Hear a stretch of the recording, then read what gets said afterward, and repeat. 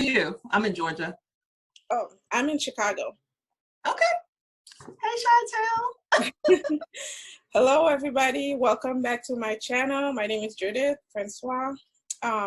And today I have another wonderful Haitian American poet that we're going to be speaking to. Her name is Ludi. Ludi.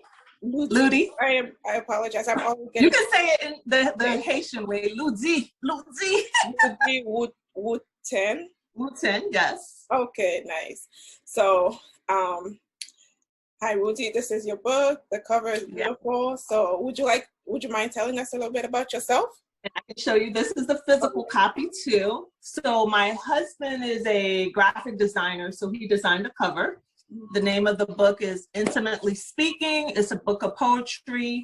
To me, when I say poetry, I define poetry as life. Life has good, bads, highs, and lows. And when I write poetry, that's what I write, a reflection of your highs, your lows, the goods and bads. So you get everything all in one. So I wrote the book in a pandemic. March 2020, we were told about the pandemic. We had to work from home. So I just started to write more and more. And before I knew it, I had a collection of poems, and my birthday was in October. And I was like, you know what, for my birthday, my gift to myself, I am going to publish this collection of work. I had no clue where to start, so I started doing research, and it led me to do Amazon self-publish on Kindle. And then from there, a few months after, I wanted the physical copy because people was like, well, I want the old school. I want to feel it. I want to touch it. So I did some digging there, and I got in touch with a printer, and we worked it from there. So that's the story. The pandemic birthed Intimately Speaking. Okay, nice. Yeah, and I could tell that it's very like personal. Yeah. And I really like that because it's like you know, honesty, and that's what poetry is all about, where you can just be yourself, you can let go and just say however, like what you feel. Yeah. And I tell people that because oftentimes people are like, well, I'm not a poet. I don't know. Does it have to rhyme? And I said, poetry is authentically who you are, because we all have a voice. We all have a story to tell. So I can't tell Judith's story, right? Right. You can't tell Ludi's story. So I tell people, speak from an authentic place, and everybody can relate to what's authentic because they'll feel the vibe of where you're coming from. You're expressing it. So I don't think that there is no perfect poem. Maybe we need help with how to get it out, to deliver it, to pull it out of you. But I think we all have a story to tell. Mm-hmm. Yes, you did talk about that in your book too, that, you know, it's important to tell your story. Like, why do you think it's important for everyone to, you know, that their story matter and that they should tell it? Yeah, I think everyone's story matters and they should share it, because someone out there is thinking that their story doesn't matter, or that they don't have someone that they can relate to. So when they get that connection, like, oh my God, we have something in common. And it doesn't have to be that everything you have in common. All they need is that glimmer of hope. Like, oh my God, I'm from Haiti. I came here, I didn't know any English, you know, and you used to feel like you were the only one, and then you broaden the landscape, right? You're like, oh, there's more people like me out there. Or even a child that feels alone, with children now doing the whole distance learning from home, this pandemic. A lot of parents are struggling with that balance. How do you do it? Working, because I work from home too. My kids are digital learning for the past year, but this January they went back to school. So for the past year, how was that struggle? And I had to think, it's not just me. What are they going through? Because they're young. I have an 11-year-old son and a 7-year-old daughter. And my daughter's a social butterfly. So digital learning was not for her. She didn't like it. And learning, she didn't flourish. And when she went back in January, she was doing better with her grades. Everybody has something that works for them. It doesn't work for everyone. So I think sharing your personal experience, like my daughter she wrote a poem too, and she's not a poet or anything like that. But the other day she couldn't sleep and she came to my room, we were reading a book, And then I was like, you know what? I'm going to write a poem about how I'm sleepy and you won't let me sleep. And I was doing it for fun, but she took my phone and she started typing away and expressing her side of it, right? Like, Ma, I can't sleep. So that example is similar to everyone. We all have a dynamic, a viewpoint that can be shared and we can all connect. Yes, and I, as somebody who's been teaching online since the beginning of the school year, I can tell you it is a struggle for the students, for the teachers. So, yeah, not everyone is meant to be distant learning. So yeah. Yeah, awesome. So do you mind if I ask you a question about, it was a specific, it's a very specific question, but I just really wanted to, okay, I think it's beloved. Mm-hmm. That's about my grandmother. Oh, okay. She born and raised in Haiti, and so I'll let you ask your question, but that's about my grandmother and our relationship from being in Haiti. Okay, so you talked about what made you cry. Like, I'm assuming it's about what made her cry, and yes, what she told you when you were younger. So like, what about that made you like want to write about it, and what did the stories like mean to you? Okay. Well, my grandmother passed away 13 years ago. And that was the last time I went to Haiti, was for her funeral. I would go to Haiti more when she was there because that was my connection. She was the only connection that I still had in Haiti. My uncles and aunts, they're all in the States or Canada. There was no really reason for me to go back. So when she passed away, I have not been back. I would like to go back, but she was the one that when both of my parents came to the US first, and I was left behind with her. So we had, I should say, I'm still talking to her about her in present tense, but we had a very tight relationship. She held me very dear. She was very, very light-skinned, and I'm dark-skinned. Her husband, my grandfather, was dark-skinned. She loved dark-skinned, right? So she would always tell me at an early age how beautiful I was, how she loved my skin. So at no point in my life, and even coming to the States, because there was an era where there was light skin versus dark skin, a division, she made me feel like, I'm your grandmother, I'm light, I have hazel eyes, but I loved you and I loved her. So she just gave me a world of understanding beauty is who you are. And she went through a lot of struggles just being in a relationship, and the stories she would tell me about my grandfather and different women. And so when I write, what were your fears? What made you cry? She told me about having 5 children and losing 2, right? And one of the ones that she lost was an uncle that I knew, and he was like, we were really, really close, and he passed away in his 30s, right? So there's questions now that I'm in my 40s, right? I'm in my 40s, right? And I wish I can, when you get older, you become a mom, a parent, or just becoming a woman. Certain questions I wish I would have asked her, but I was young, right? So she's sharing stories with me that now resonate. I'm like, wow, so grandpa cheated on you? What made you, so it's these things that you want to talk about on a human level, woman to woman. And I just wish I still had more time with her.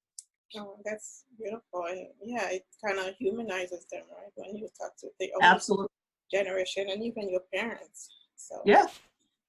So, I love how we get, just kind of all different parts of your life, from the first time you came from Haiti to seeing the injustice that's happening around you, to your family, and then motherhood. So, yeah. Because so, I have 2 poems in there written about my son, because I had a C-section. He was my first born. I didn't know if I was going to have a natural birth or not. So that was very scary. So I wrote a poem, We Made It. And then No Instructions, about, he turned 11 last year, and it was to say that you're becoming a young man and there's no instructions, and you're a Black man at that in this world. But all we can do is be there for you and guide you, you know? Yeah. Did you have the talk with him about being a Black man? Yeah. And he even wrote a poem about that. It's called I Love My Skin. And I'm working on them to publish their own stories. And it's not necessarily a book of poetry, but I did enter both of them. There was a publication that the publisher was looking for young artists to share their voice. So my daughter wrote about being a Black girl, and he wrote about being a Black boy, just from their perspective. And back to what we were saying before, everybody has a story to tell, but only you can tell it. I can't tell it from an 11-year-old young man, right? And I can't tell her story from a 7-year-old. I can view it, but what are they feeling? And they have feelings too. I think oftentimes we don't listen or value what children are saying, and they're saying a lot. Yeah, so I love it. It's like a family of poets and writers. Let them tell it. They're like, okay, Mom, we're just doing this because you want us to. But they did a great job, right? I gave them an assignment. I was like, this is your assignment. I want you to write about what you feel about being a Black man, you know, a Black young man. What are your thoughts on it? Make it specific, but give them the avenue to explore what they want to say. Yeah. So yeah, you're giving them the voice, and that's very powerful. So, yeah, that's wonderful. So speaking of your own story, you would like to read us something? Yes. And I'm gonna read 6-Year-Old Eyes. Again, it my favorite, because I really resonated with that. You know, when I was 11 years old, and I remember the feeling of not knowing anything, not knowing the language, not knowing, you know, how cold it would be, like all of that. So yeah. And there's a lot of people going through that, right? Coming from a different country and coming to the US to have a better life, or you're coming because your parents, or you have no choice in the matter, but it's all new. You know, you don't understand what they're saying. They're speaking another language. So that's what pulled that poem out of me. 6-Year-Old Eyes. 6-Year-Old eyes, what do you see? I see new land in front of me, new people, new schools, new teachers, new fools, new everything, but I feel old. My soul feels cold. What in the world? Where am I? 6-Year-Old ears, what do you hear? I hear noise of words I don't understand. They don't speak my native tongue. I don't understand the beat of their native drum. What in the world? Where am I? What do you seek? What do you speak? You don't understand them, and they don't understand you. 6-Year-Old girl lost and found. Brace yourself. You will be found. I am here. I've learned their language. I've mastered their schools. Now let me master you. oh, beautiful. I love it. Thank you so much. A lot of people needs to hear that, and you know, young people who are traveling, or people who are like me, who came a long time ago and never really realized how, you know, other people were having similar experiences. So Yeah. And that's why it's important, you know, tell your story. Someone out there is waiting to hear it, and you can help them. And that's why I think it's important. You're thinking it's not important to you. Maybe it's not about you. Maybe it's for you to help someone else. Your story helps someone else. Absolutely. Yeah. So thank you. Would you like to, you know, bless us with another one? Absolutely. So being that we were just talking about the pandemic, digital learning, and how we're still in the pandemic, although some people aren't acting like it, is still going on. So the book was birthed in the pandemic. So I would like to read the poem Pandemic, which speaks about how I felt and what took place in the pandemic that birthed this poetry book of ours.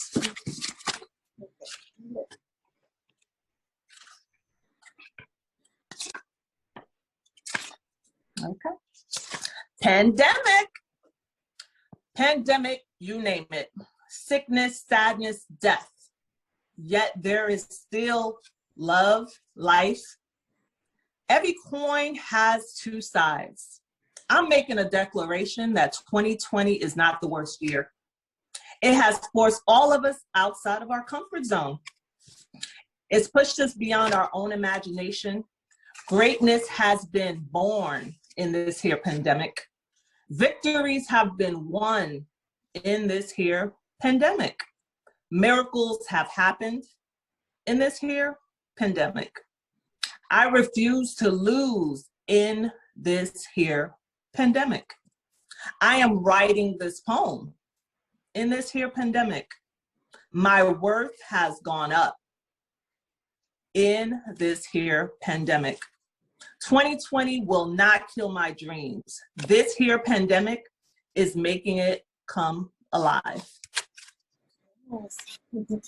Oh, thank you again for sharing. That was, you know, it's like, it reminds me of like taking something, whatever, like negative and turning it into a positive, like you said, like Yeah, your dreams come true. And it's giving us a lot of time to actually use our creative side, you know. exactly. And there's a lot, I'm finding a lot of entrepreneurs are being birthed in the pandemic. A lot of people have lost their jobs and they're tapping back into what they used to love to do. You know, something that we put on the back burner because we're constantly working and working corporate jobs or working a 9-to-5 or going to school. We lose that childlike playground, right? Of being whimsical and happy and fun where there was no real responsibility.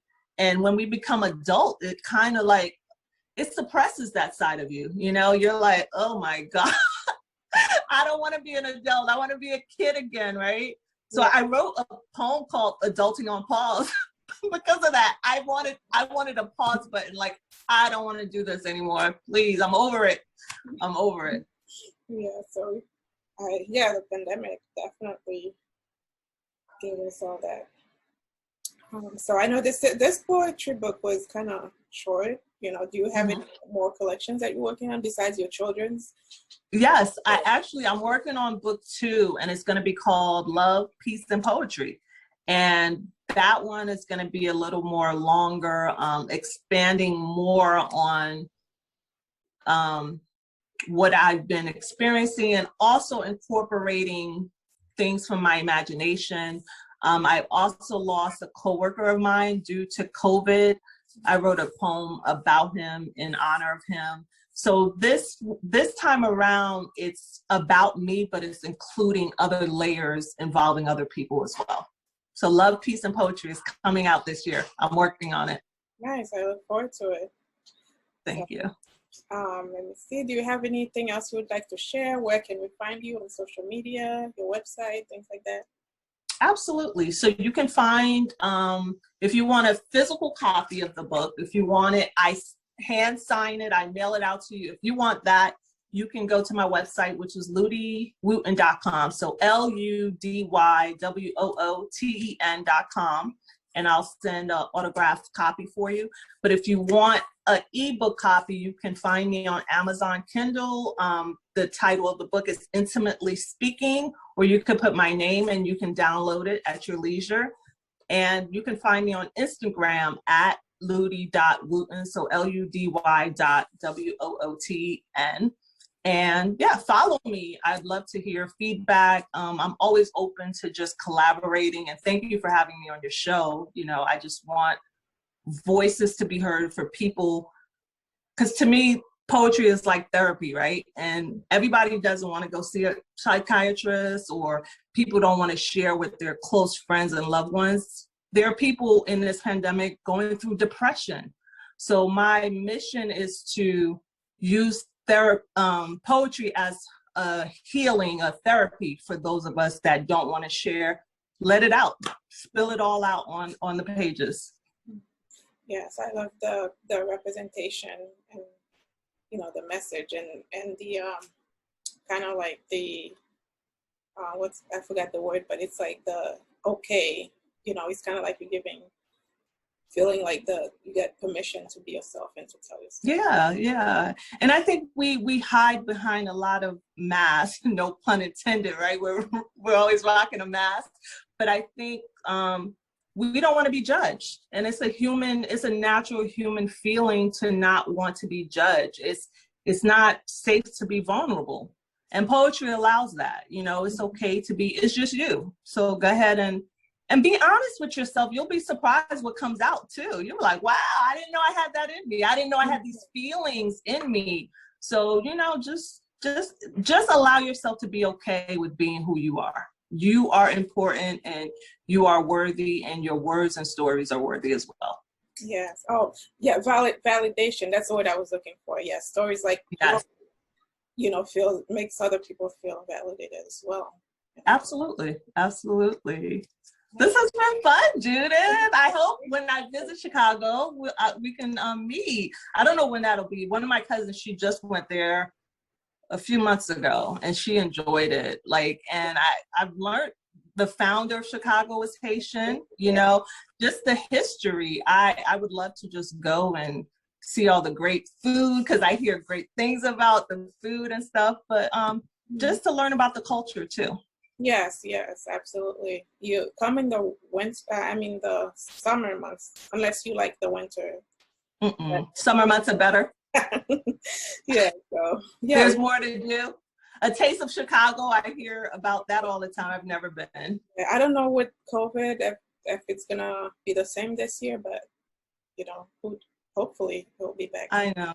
Yeah. And that's what I miss about normal. What's normal now, because we have a new normal, right? But before COVID, where we used to just be around culture, food, just experiencing space, and now it's different. So we have to redefine it and find meaning. And that's when this Zoom and telecommunication and how we're connecting. So I give props to that too. We're still connecting. We're very resilient as humans, right? We find ways to make things work. So, and I will say that too, in this pandemic, I have done way more than I've ever done. I've been doing interviews, talking with people, meeting people.